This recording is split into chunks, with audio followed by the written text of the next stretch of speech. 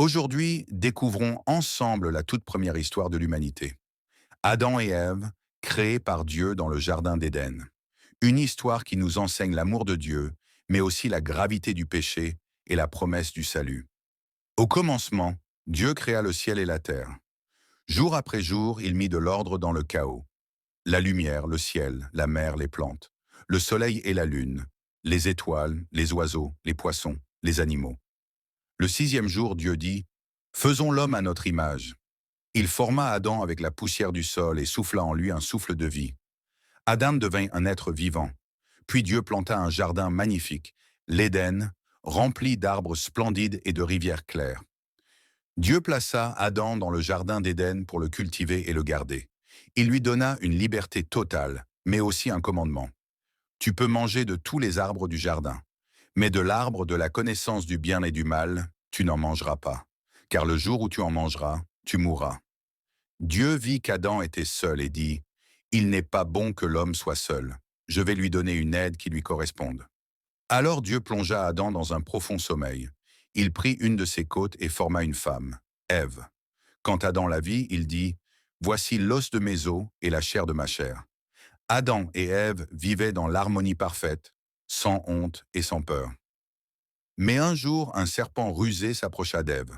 Il dit, « Dieu a-t-il vraiment dit de ne pas manger de tous les arbres du jardin ?»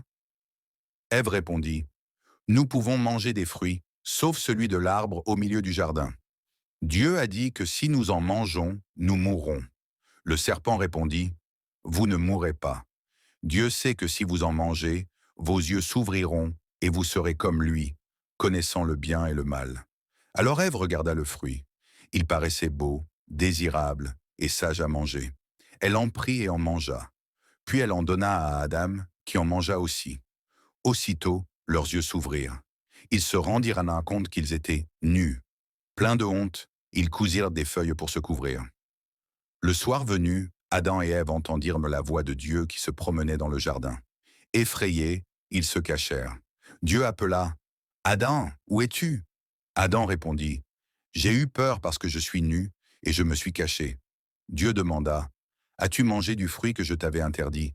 Adam dit, « C'est la femme que tu as mise auprès de moi qui m'en a donné. » Ève dit, « C'est le serpent qui m'a trompé. » Alors Dieu prononça les conséquences. « Ô serpent, tu seras maudit, tu ramperas sur ton ventre, et la descendance de la femme t'écrasera la tête.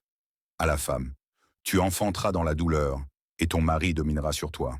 À l'homme, tu travailleras la terre à la sueur de ton front, et tu retourneras à la poussière. » Mais même dans le jugement, Dieu montra sa grâce.